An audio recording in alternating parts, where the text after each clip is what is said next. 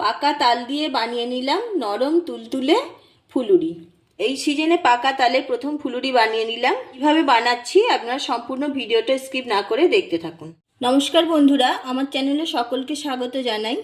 আজকে আপনাদের সঙ্গে শেয়ার করছি পাকা তালের ফুলুরি। বর্ষার প্রথম তাল পেয়েছি, প্রথম তাল দিয়ে বানাচ্ছি পাকা তালের ফুলুরি। তার জন্য পাল্পটা বার করে গরম করে নিয়েছি তাল। এবার তালের মধ্যে দিয়ে দেব ময়দা। 1 কাপ ময়দা দিয়েছি। আমি হাফ কাপ চালের গুঁড়ি দিচ্ছি, হাফ কাপ চিনি দিয়ে দিচ্ছি। কিছুটা কালো জিরা নিয়েছি, হাতে এইভাবে ঘষে দিয়ে দেব।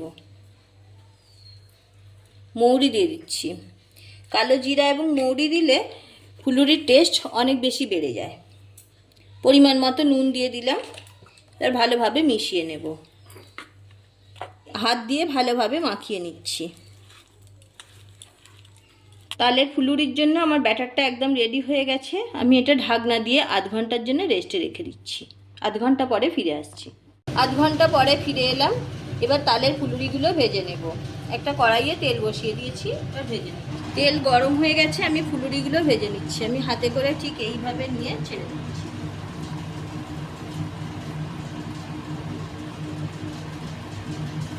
আপনারা আপনাদের সুবিধা মতো তেলের মধ্যে ছাড়তে পারেন।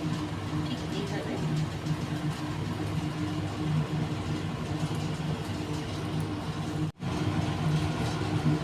এইভাবে তেলের মধ্যে ফুলুরিগুলো ছেড়ে দিয়েছি।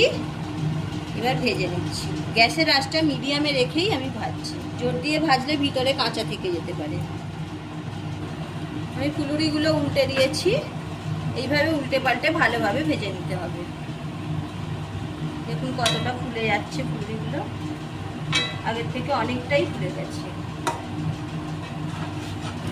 এইভাবে উল্টে পাল্টে ফুলুরিগুলো খুব ভালোভাবে ভেজে নিতে হবে। রেসিপি ভালো লাগলে লাইক শেয়ার করবেন। যারা চ্যানেলে নতুন, চ্যানেলটা সাবস্ক্রাইব করে পাশে থাকুন। পাশে থাকা বেল আইকন প্রেস করুন, যাতে নতুন কোনো ভিডিও আপলোড হলে আপনার কাছে সবার প্রথমে পৌঁছে যায়। ফুলুরিগুলো ভাজা হয়ে গেছে, আমি তেল ঝারিয়ে তুলে নিচ্ছি। দেখুন কত সুন্দর দেখতে হয়েছে ফুলুরিগুলো।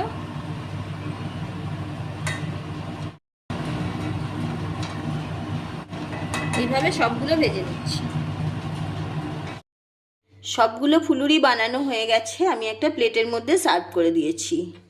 এইভাবে আপনারাও বাড়িতে একবার ফুলুরি বানিয়ে দেখুন। এখন তো তালের সিজন, বর্ষাকালেই তাল ফুলুরি খেতে অসাধারণ লাগে। আর বাচ্চা থেকে বড় সবাই খুব ভালোবাসবে, খুব খুশি হয়ে তাল ফুলুরি খাবে। তাছাড়াও আপনারা জন্মাষ্টমী পুজোতেও শ্রীকৃষ্ণকে ভোগ নিবেদন করতে পারেন। ভালো থাকুন, সুস্থ থাকুন। আজ এই পর্যন্ত। আবারও দেখা হচ্ছে অন্য কোনো এপিসোডে।